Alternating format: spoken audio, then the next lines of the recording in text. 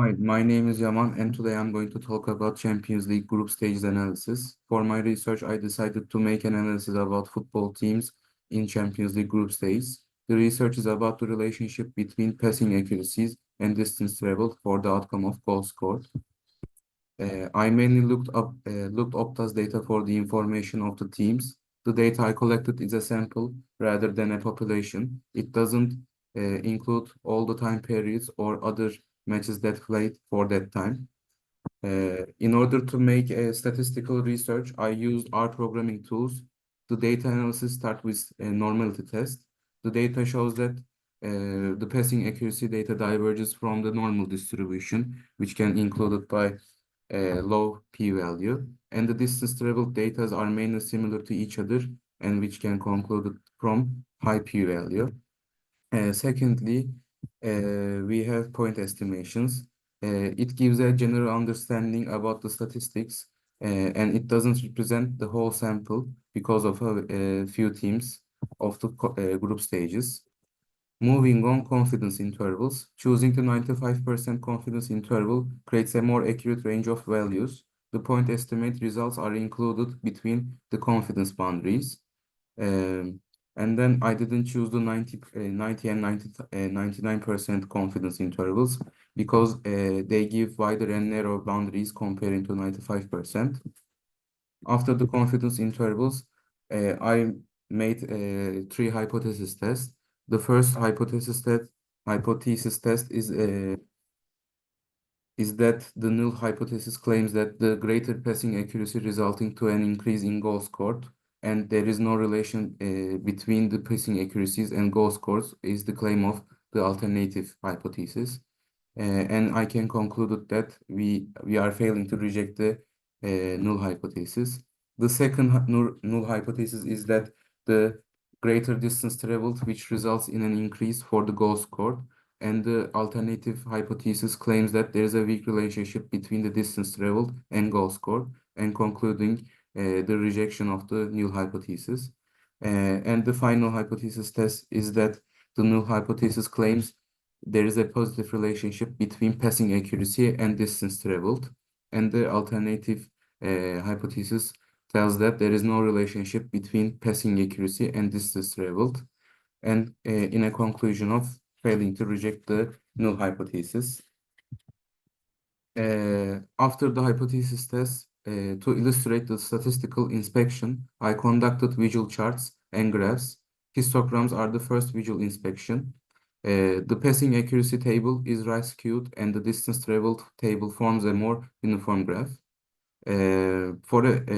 On the other hand, the distances do not vary much rather than the passing accuracies. After the histograms, secondly, I created box plots. The dots shows the outliers as analyzed in the histograms.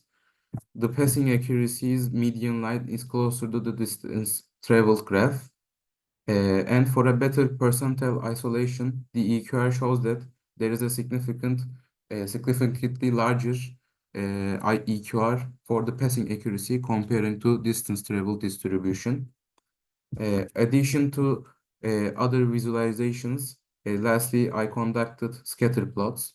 Figure 3 shows that the passing accuracy shows an increasing relation with the goal scored dots, and distance traveled parts shows a more uniform and stable spread with the goal scored. And the figure 4 indicates that the passing accuracy is showing an increase trend among the line, but the dots are spread too much and disorganized for the distance traveled. After the visual inspection, I originated goodness of fit test. The passing accuracy has outliers and does not follow a pattern significantly. But there is no significant difference between the sample distribution of distance traveled and the determined distribution. After the goodness of fit test, there is like a linear regression model. I tried to make a more detailed statistical output. The linear regression model have lots of numerical data and states that the residual standard, which is having a mean close to zero, suggests that the model is significantly fitted to the data. And finally, F-test statistics indicate that the p-value is a very low value and reinforcing the claim. Also for the distance traveled, the residual standard error is also close to zero, and meaning that the model is significantly fitted to the data. But the p-value is which is a large number, and suggesting that the distance traveled does not significantly contribute. Furthermore, I tried to generate ANOVA technique, and the approximate p-value is less than 0.05 and indicates that there is a significant difference in the passing accuracy. And the general p-value is 0.30 and indicating no significant difference in the distance traveled. Finally, for a different approach, I applied non-parametric tests. Wilcoxon sign rank test shows that the p-value obtained from the Wilcoxon test is a very small number. And from that, we can reject the null hypothesis for the passing accuracy. And having a such small p-value creating a strong significance for the difference for the distance traveled. And again, we are rejecting the null hypothesis. Secondly, we have a Kruskal-Wallis ranked sum test. The p-value is a large number compared to 0.05, and we are failing to reject the null hypothesis. Again, the results are the same for the distance travel statistics, so we conclude the same steps. The final test is Spearman's rank correlation, which measures the direction and strength of the two rank variables, indicates weak positive correlation between passing accuracy and distance traveled. These are my references. Thank you for listening to my presentation. Take care.